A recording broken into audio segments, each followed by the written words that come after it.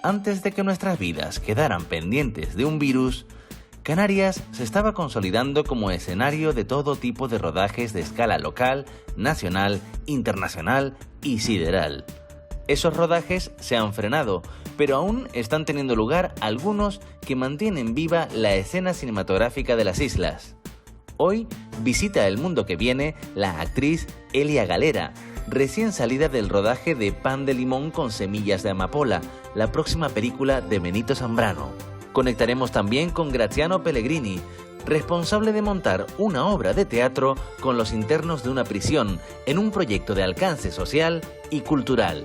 Y escucharemos a parte de la delegación canaria del IAC, que juntan voluntades y reivindicaciones para que el arte contemporáneo y nuestros artistas hagan escuchar su voz desde las buenas prácticas y nos continúen iluminando con sus obras. Es hora de conversar, hora de adentrarnos en el mundo que viene.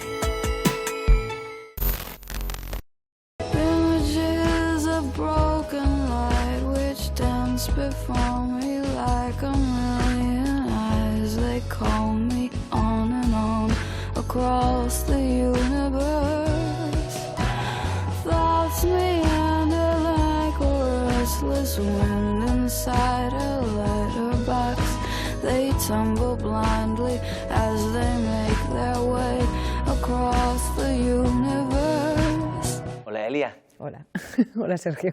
Gracias por venir y por hacer un huequito cuando ya tu trabajo en las islas lo damos por terminado, ¿no? Ah, no, si piensas que no voy a volver, lo llevas claro, pienso volver. Sí, ya terminé la película, el rodaje que estábamos haciendo aquí, la parte que se rodaba en Canarias, y luego me quedan unos días para poder disfrutar de vuestra isla maravillosa. Sí. Tuviste la sabia decisión de decir, cuando acabe ya no nos volvemos corriendo, ¿no? Eso es, no. Entre otras cosas, para disfrutar de las islas y para celebrar lo de hacer cine en un año pandémico, que no sé si lo llegaste a tener en los planes, ¿no?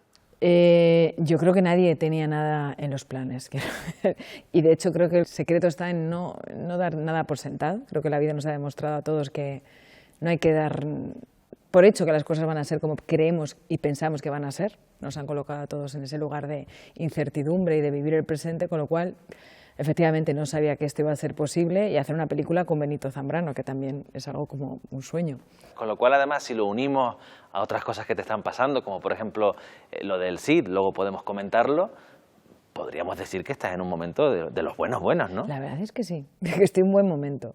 No sé si se han conjugado los astros para que esto sea así. Ya sabes que la carrera del actor siempre es como muy inestable y a veces tienes rachas buenas, otras en las que nadie se acuerda de ti. Esta es la vida del artista en general, ¿no? Así que para mí es un buen momento, pero no quiere decir que sea el definitivo. Tú has hablado mucho de eso, de hecho, ¿no? Sí. Llegaste a decir que tú todos tus papeles te los curras con casting, es decir, no forma parte de tu día a día, que estás recibiendo llamadas y con el papel sobre la mesa ya, ¿no? A día de hoy no me ha pasado. Yo cuando veía que esas actrices, bueno, esos representantes, no, es que tenemos una pila de guiones por leer, digo, a ver si se cae uno encima mío y me da, o que fulanita de tal o fulanito tiene muchísimos guiones y tiene que decidir. A mí eso no me ha pasado, a mí eran pruebas y pruebas en las que podías acercarte al personaje físicamente, por edad, por unas características, luego que le gustaras al director, que encajaras en el casting global de la película, de la serie de televisión o de la obra de teatro que estuvieras haciendo.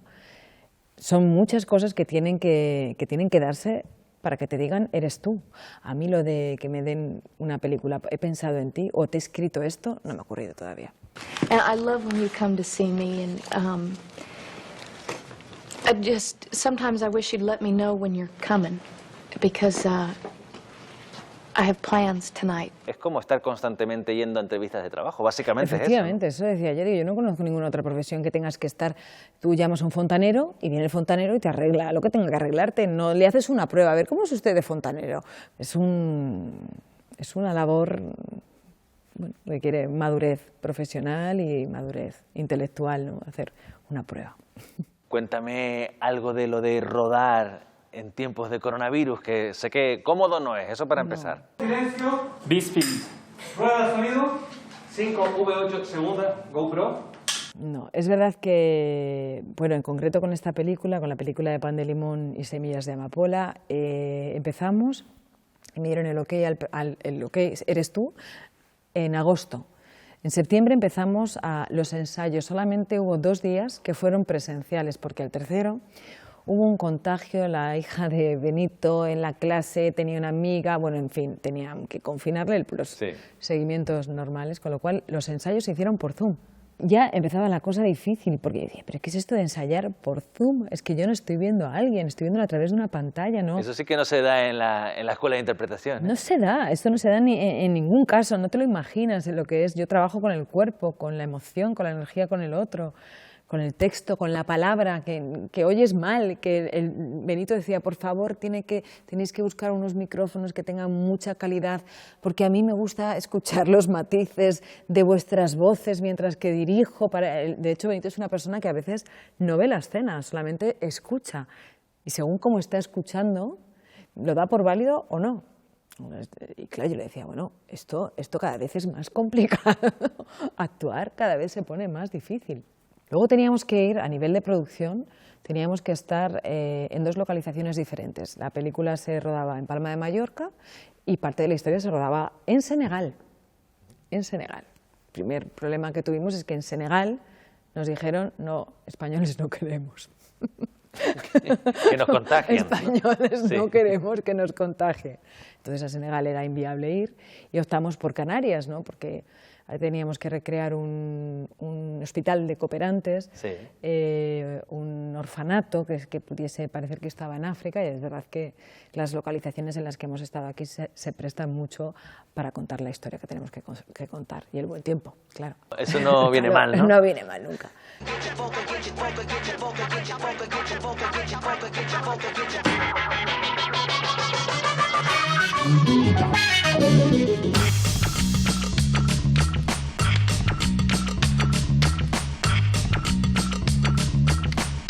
Hola, Graziano. Hola, Sergio. Ante todo, enhorabuena por el reconocimiento que han tenido con la obra Al Límite. Supongo que no fue sencillo llegar hasta aquí y encima un reconocimiento, no más allá de las paredes del centro penitenciario, ¿no? Sí, es verdad que no lo esperábamos, un premio de este tipo, tanto nosotros como sobre todo los internos que han participado. Entonces es una alegría para nosotros, pero sobre todo para ellos, ¿no?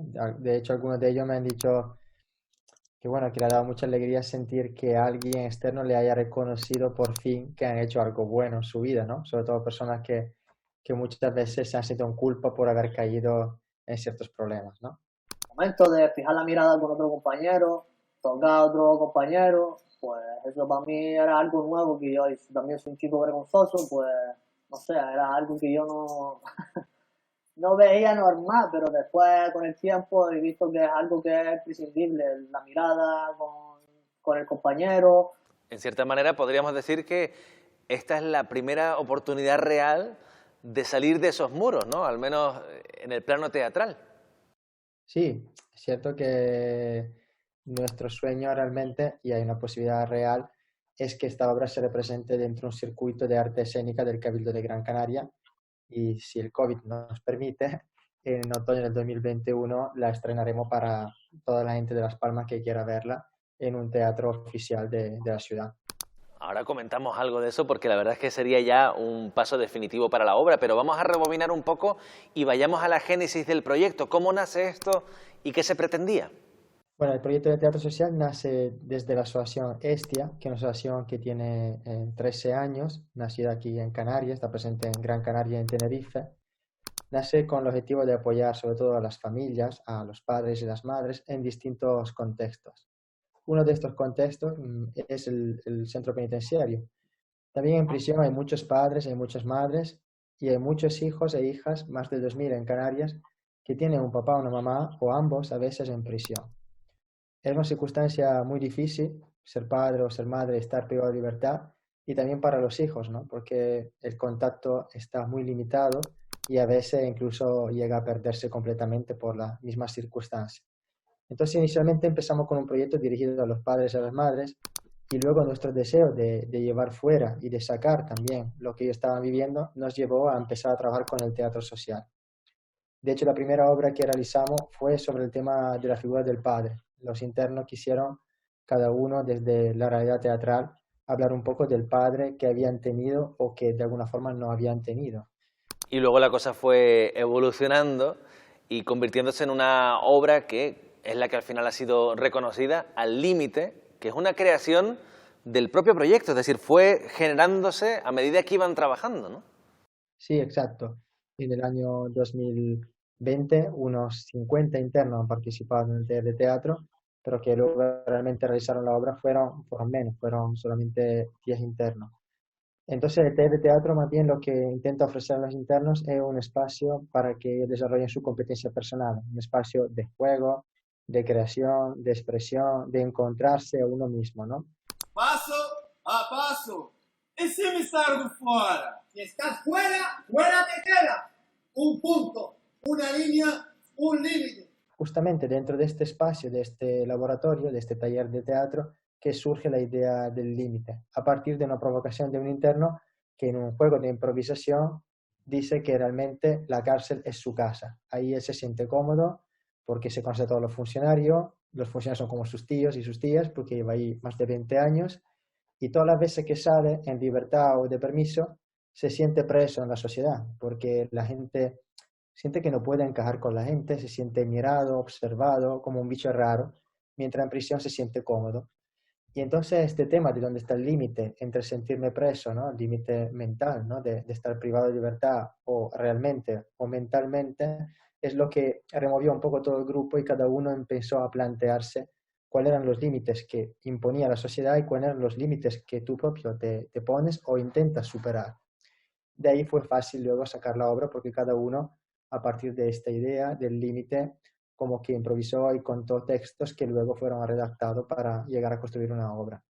2, 1, 2, 3, 4.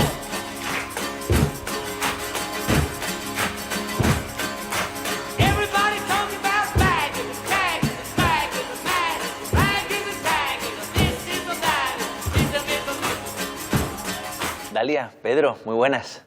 ¿Qué tal? Buenas tardes. ¿Qué importancia le damos al hecho de que haya una delegación del Instituto de Arte Contemporáneo, el IAC, en Canarias? Básicamente que exista un soporte dentro de Canarias como una base de interlocución profesional con las instituciones y los agentes culturales y los profesionales que se dedican al arte contemporáneo. Y el hecho de que sea una asociación que tiene un ámbito nacional y que tiene una delegación en Canarias nos da un soporte a muchos niveles y una fuerza importante. ¿Qué pedían los artistas o qué necesidades tenían en el momento del parón? Porque una de las sensaciones que nos ha quedado es que justamente ese parón, para muchas personas del mundo de la cultura que ejercían su actividad pero que nunca ha terminado de estar regularizada como otras profesiones, justo en ese momento no tenían a qué acudir. Y ahí, por ejemplo, asociaciones como el IAC estaban para ayudar, para guiar, para también crear un poco de piña y venderlo de esa manera a los que tenían que dar las ayudas, ¿no? Sí, de hecho, una de las grandes, digamos, vías de trabajo del IAC es luchar por el estatuto del artista, ¿no? Que sería una de las grandes bases para poder normalizar, digamos, y conseguir que se empiecen a normalizar y a tomar con cierta dignidad las artes visuales en general, ¿no? Las necesidades antes del confinamiento, en el confinamiento y posconfinamiento siempre han sido las mismas, tener el estatuto del artista, salir un poco como de esa precariedad y realmente tampoco desde el IAC es que se hayan conseguido grandes gestos en relación a esas cuestiones, pero cada vez ha estado más armado. Desde el confinamiento hasta parte hay más personas asociadas, hay más personas que conocen el IAC y saben que esto puede ser un órgano con el que puedes usar para reclamar ciertos derechos o ciertas buenas prácticas. Hay muchas instituciones, también por supuesto el Gobierno de Canarias, que quieren ayudar, que han querido ayudar en todo este proceso, pero viene bien que las personas que están en cada uno de los sectores, y en este caso los artistas, con voz a través de asociaciones como el IAC, puedan también ver esas ayudas o esas ideas y decir, bueno, esto está bien o esto en realidad tú lo haces con la mejor de las intenciones, pero no me está ayudando para nada. Habría que redirigirlo, ¿no? Sí, tienes toda la razón, habría que encauzar y parte de eso es la misión que tenemos un poco por objeto, ¿no? Que es ir puntualizando a cada una de estas administraciones lo que consideramos que debe ser lo más correcto para que se mejoren esas prácticas, ¿no? Lo ideal sería unas buenas prácticas por parte de todas las administraciones y estar ahí haciendo un poquito de, digamos, de mosca cojonera en la que puntualicemos constantemente cómo consideramos que se deben hacer las cosas a la hora de convocatorias, a la hora de organizar proyectos que ellos mismos tutelan o plantean, ¿no? En todo tipo, ¿no? Incluso concursos, ¿no? En el tema de los concursos es un lugar, un territorio, digamos, en donde se empiezan a ver siempre ciertas cuestiones dudosas y ahí insistimos mucho, ¿no? Se debería crear proyectos que están fantásticos, lo de los concursos, pero en donde participen más profesionales independientes en los órganos de decisión, ¿no? Que no estén controlados íntegramente por personal de las administraciones públicas o en cuestión, ¿no? Esto al final se traduce en las buenas prácticas, que es como el mantra desde el IAC a nivel nacional y también, por supuesto, en su delegación canaria. Las buenas prácticas nos llevarán a una mejor escena artística, ¿se parte de ese convencimiento? Si el 50%, si más del 50% de un comité de selección de proyectos en el ámbito canario está representado por personas que trabajan en ese contexto como profesionales, todo lo que salga de ahí va a ser muy saludable y va a ser representativo de la cultura que se está dando. El problema viene cuando realmente se hace política cultural y cultura a espaldas de las personas que lo están produciendo. Y realmente lo que persigue el IAC en ese código de buenas prácticas es como introducir ese buen ambiente, esa salud, para que se tome la temperatura de lo que está ocurriendo realmente en el sector cultural en Canarias. Lo sorprendente es que todavía en este país estemos diciendo que las cosas hay que hacerlas de una manera más normal y se siguen haciendo de una forma más institucional entre comillas, ¿no? Entonces, lo ideal sería que lleguemos al punto en el que esto sea tan natural y tan normal que lo anormal sería pensar, pero es que eso ha sido de aquella manera. Hablábamos de voces para el arte contemporáneo y dentro del IAC, y bueno, un artista desde Gran Canaria, una investigadora y comisaria desde Tenerife, se buscan voces variadas e incluso si se puede a más islas. Creo que hay voces desde otras islas también trabajando, ¿no? El equipo que se ha formado es multidisciplinar, tenemos diferentes acercamientos a lo que es el hecho cultural y lo simbólico y realmente Pedro siempre ha tenido como esa noción como de no asociacionismo, sino como extender redes para que cuanta más gente esté en el equipo, las cargas sean menos, pero también los ojos sean más. Hombre, el objetivo del IAC es ese, que sea comunitario, que sea del conjunto de la sociedad canaria, ¿no? Ese es el objetivo, ¿no? Sabemos que la distancia entre unas islas y otras no solo es el mar, lamentablemente es un tema de pensamiento. Da la sensación de que nuestros artistas, los de cada isla, son los nuestros, me da igual lo que está haciendo el otro, ¿no? Exacto, sí, es una pena. A mí personalmente me entristece, después de una vida dedicándome a esto, que todavía sigamos en ese punto, ¿no? Y más en un momento en el que está todo tan abierto a través de las redes, precisamente, con lo fácil que es comunicarnos, ¿no? Ahora mismo, ¿no?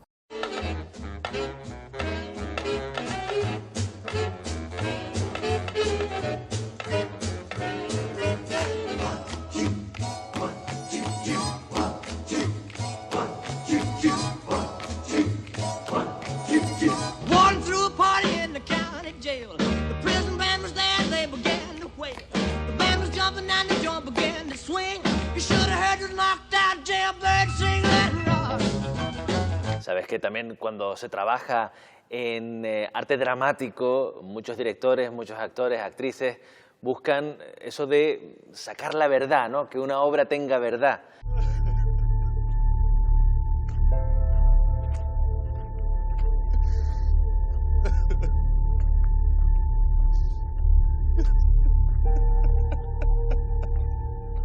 En el caso de Al Límite, esto es pura verdad y quizás ahí esté gran parte de su fuerza, ¿no?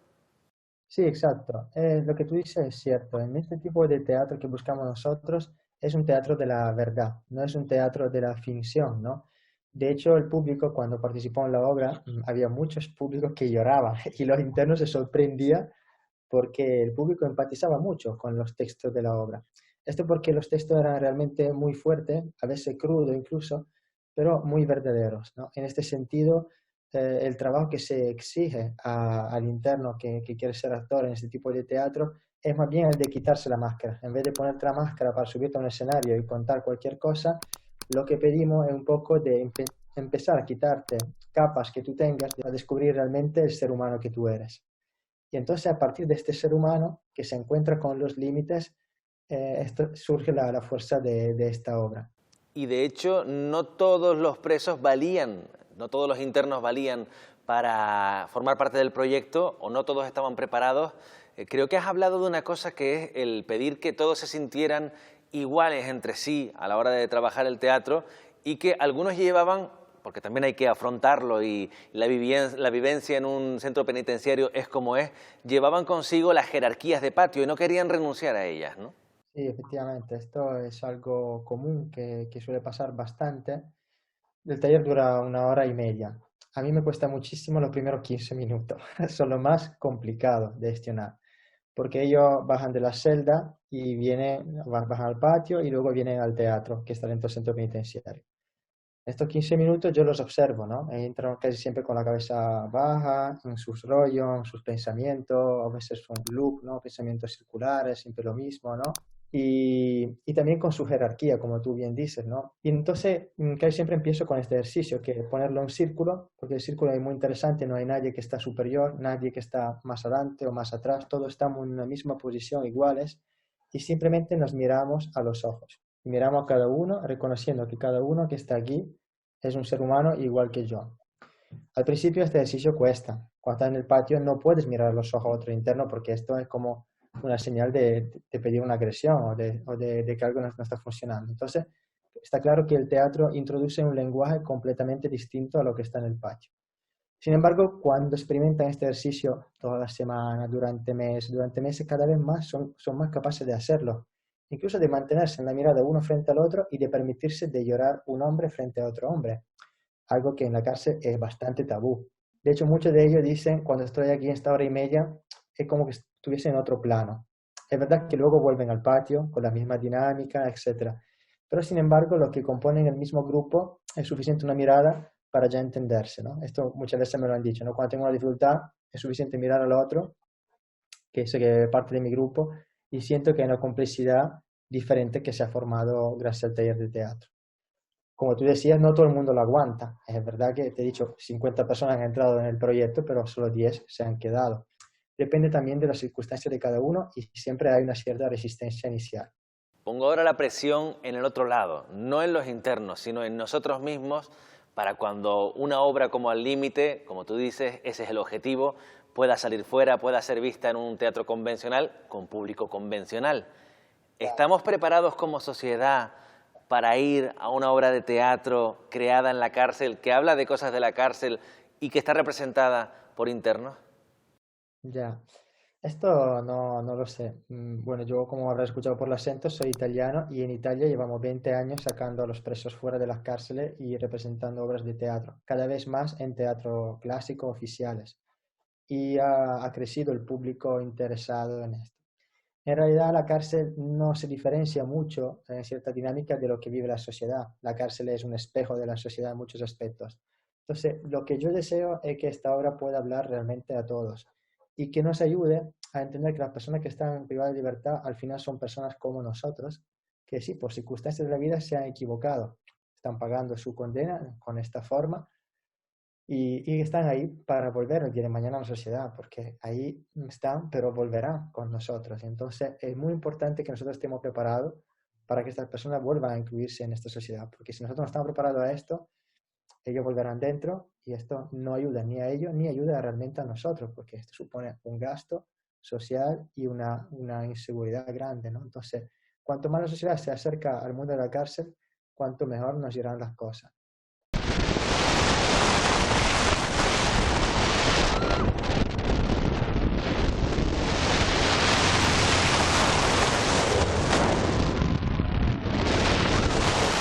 hablemos, para finalizar, del 1,5%, el gran bastión, o el otro gran bastión de batalla del IAC nacional, ¿no? Aunque luego puede haber una patita también específicamente canaria. ¿Qué es esto del 1,5? Hombre, la gran especialista en el 1,5 no está ahora mismo representada aquí, es nuestra compañera, parte del equipo, nuestra Noemí compañera Noemí Tejera, ¿no? Realmente el gran ejercicio que intentamos hacer a nivel nacional con el IAC para el 1,5% cultural es poder tener cierta accesibilidad a una parte de ese 0,1% cultural, ¿no? Que se destina a todo proyecto o megaproyecto público, donde un porcentaje debe estar destinado a, digamos, a patrimonio, ¿no? Eso está así, eso está legislado. Eso está legislado. ¿Se aplica? Se aplica de momento, básicamente, en la mayor parte, para la elaboración o rehabilitación de patrimonial. Para que la gente lo entienda, se hace una gran carretera y parte de ese presupuesto debería estar obligado, porque es una obra pública, a estar destinado a patrimonio, de repente a restaurar un inmueble histórico. Vale. Con eso sobre base, el IAC dice, ¿y si se acuerdan del arte contemporáneo, no? Exacto. Entonces, nosotros lo que reivindicamos es que de ese 0,15%, el 20% se destine específicamente al arte contemporáneo. Con eso creo que podríamos conseguir un nicho que beneficie a este sector, ¿no? A este sector y a todo su contexto, ¿no? Desde coleccionismo, galeristas, museos, artistas, productores, investigadores, o sea, tienen responsabilidad todas las administraciones. En este caso pueden ser ayuntamientos, cabildos, en fin, el propio Gobierno de Canarias. Entonces, digamos que hay muchos nichos en donde muchos de esos porcentajes podrían contribuir al desarrollo, ¿no? O sea, estamos hablando de algo que podría ser muy interesante, en este caso, para Canarias. Claro, lo ideal sería que en el contexto nacional esa burbuja, digamos, esa macrocifra pudiera ser repartida equitativamente entre todas las comunidades, pero como eso difícilmente pasará. Claro, pero si realmente se aplica a nivel autonómico, sí que son inyecciones de recursos importantes para el sector. Pues ojalá que se consiga. Ya tenemos una nueva razón para pelearnos un poquito entre comunidades, no, pero sobre todo para luchar y en este caso por una causa cultural y que además ayudaría en este caso al arte contemporáneo, también representado y en este caso que nos ha acompañado aquí en El Mundo que Viene. Pedro, Dalia, muchísimas gracias. Muchísimas gracias a ti, la verdad.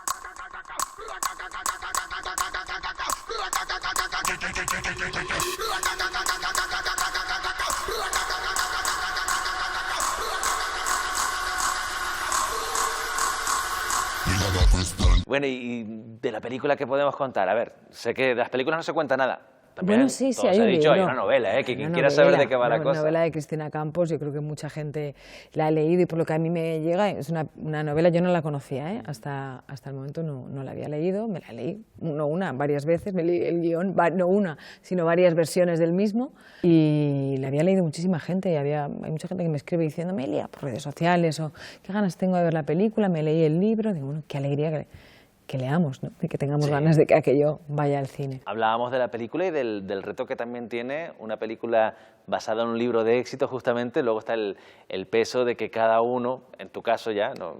Cada uno que lleve sus pesos, ¿no? Pero cada uno tiene el personaje en su cabeza, ¿no? Tú llevas tu personaje, tu creación del personaje, lo que te hayan indicado desde dirección, pero también llevas a cada una de las lecturas que han estado posándose sobre ese personaje. Es curioso, ¿no? Porque además cuando tú te lees un libro, y además a mí me parece el mayor acto de libertad leer, ¿no? Como uno puede estar imaginándose, estando en cualquier lugar del mundo y en ese momento estás ahí, ¿no? Y el lector se ha hecho una idea de cómo es Marina, ¿no? Cómo es el personaje que yo interpreto, cómo es Ana, el personaje que interpreta Eva Martín. Se los han imaginado y dices, voy a decepcionar a todo el mundo porque es muy difícil acercarse a lo que tú crees o a tu verdad o a tu imaginación, ¿no? Pero bueno, también he recibido comentarios que me decían, pues vas perfecta para el personaje, sí me encaja que pueda ser como tú, ¿no? Ya tienes beneplácitos. Claro. Yo lo que espero es que cuando esté terminada haya salas para ponerla, porque es también otra de las grandes dudas que tenemos, ¿no? Muchas de esas películas nacen para el cine y en esta época que estamos teniendo acaban desviándose y se ven en plataformas o esperan su estreno y lo tienen ahí medio indefinido, ¿no? Y eso es lo que tenemos que aguantar, ¿no? Esperemos que podamos seguir yendo a los cines, ¿no? y que no desaparezcan, ¿no? Que aguantemos el pulso a esta pandemia, ¿no? y que no tiremos la toalla tan pronto, ¿no? Pero que tampoco cierren los teatros, ¿no? Y que también podamos ir a los conciertos. Yo sé que esto es difícil de imaginar en un momento así. Yo tenía tres entradas para cuatro festivales de música. Realmente la cultura parece que está viviendo una pandemia en la que se viste de luto, ¿no? Y es triste, pero hay que aguantar, tenemos que aguantar, por favor. Resistamos, que no nos cierren las salas. Tampoco sé qué tal llevas lo de que no podamos estarnos moviendo mucho, porque creo que tú eres una viajera empedernida, ¿no? Lo de viajar es mi pasión. O sea, a mí no hay cosa que más envidia me dé. De verdad, envidia, o sea, y no sana. Esa cosa de la envidia sana, no, es envidia, ya está. Es que viajar es mi pasión, y eso de no poder cogerme un vuelo o un tren y ir a conocer otro sitio, es verdad que me está costando, pero es verdad que ahora mismo mis prioridades son otras. Ahora mismo es poder desplazarme a ver a mis padres, con lo cual es cambiamos mis un poco, mayores, ¿no? Sí, como claro que cambian tus prioridades. Bueno, eso es lo primero, pero una vez esté eso cubierto, ¿cuál es el viaje que estás? Porque todos estamos soñando. No, Nueva Zelanda. Ya lo tienes, ¿no? Lo tengo. A Nueva Zelanda, a Nueva cerquita, Zelanda. ¿no? Ya. Vamos a meternos en un avión tropecientas horas y no nos vamos ni a quejar. Tengo muchas ganas de ir a Nueva Zelanda. Me gustaría hacer Australia y Nueva Zelanda. Yo hago trekking y me gustaría mucho aventurarme por ahí. Bueno, mientras eso llega, no he hablado tampoco del Cid, que estamos pendientes de esa peli que acabas de rodar también en Canarias con Benito Zambrano, pero mientras tanto en plataformas estás bastante activa y se te está viendo. Mi nombre es Rodrigo Díaz. Nací en Vivar. Mi padre murió luchando por Fernando I.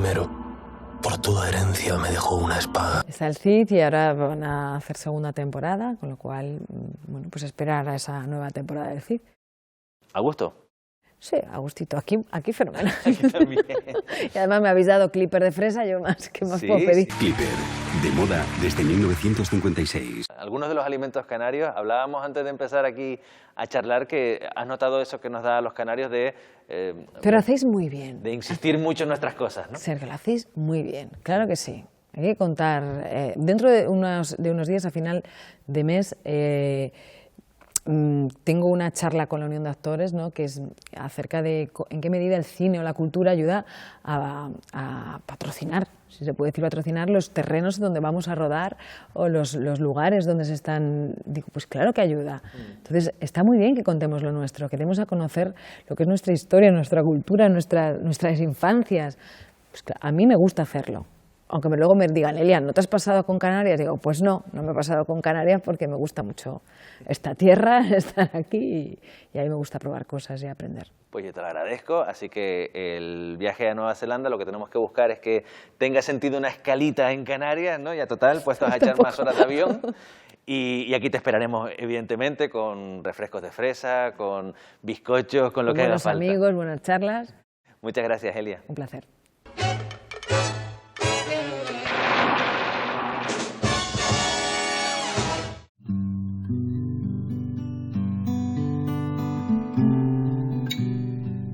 El derecho a la cultura es algo que tienen todas las personas, también aquellas que han ido a la cárcel y han sido privadas de libertad. La cultura tiene que ver por eso con la humanidad, con la dignidad de los seres humanos, porque la cultura es un espacio en el que poder entender al otro para poder entendernos a nosotros mismos. La cultura es siempre una posibilidad, la posibilidad de escapar de lo que creemos que somos para ser algo distinto. Y es en esa ampliación del yo, en ese ensanchamiento de los márgenes que nos conforman, donde se encuentra la oportunidad de pasar por el mundo percatándote de algunas cosas. Eso es lo que la cultura hace, de tener el irreversible tiempo para darle un peso a la existencia. La cultura nos enseña a vivir, algo imprescindible para todas las personas, estén en el lugar que estén.